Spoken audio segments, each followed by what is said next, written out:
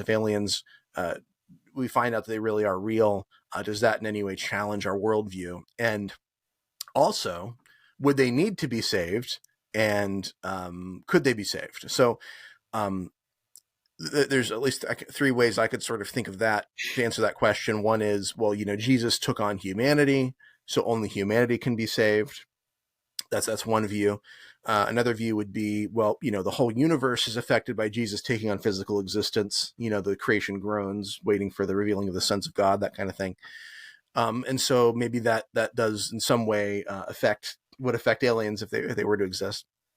And there's a third view, which is that maybe aliens wouldn't need to be saved because they wouldn't be fallen. So C.S. Lewis explores this idea in his space trilogy, like Out of the Silent Planet and Paralandra, where Earth is called the silent planet because it's the planet that fell to sin. And so there's just these people who live on Mars, and they sort of stay away from Earth. They don't want to be connected to Earth, but they're sort of waiting for this sort of moment of full redemption, when Earth can once again rejoin the universe instead of be disconnected from it.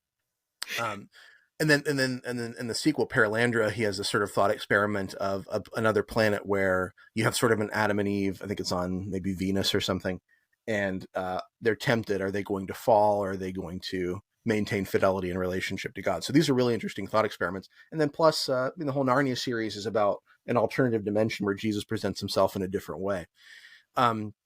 So that anyway, that's a big mouthful of a question, but would maybe the short version of that is, could aliens exist in a Christian universe, or would that in some way challenge our faith? I absolutely think they could. I had a guy come up to me a couple weeks ago, talking about how the government has, declassified all these UFO things, UAPs and stuff like that. And he was like, so aliens, huh? And I was like, what are you talking about? He's like, the government just admitted aliens. I guess your faith is bunk now. And it's like, that has no bearing on my faith whatsoever.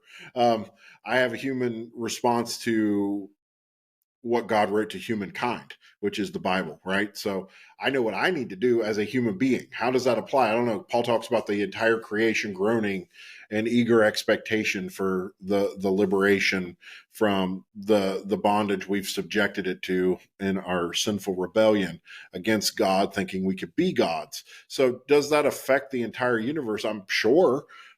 Did Jesus' death flip the cosmos on its head? Absolutely. But there's just no, at this point in our juncture, the amount of the actual universe that we have explored is so tiny. The possibility for other things out there, other races, other species, aliens, whatever you want to call them, I don't think that challenges my faith, and I think that can exist in a Christian universe. Maybe Jesus appeared to them in a different way. Maybe they already know, or they didn't screw up like Adam and Eve did. I don't know.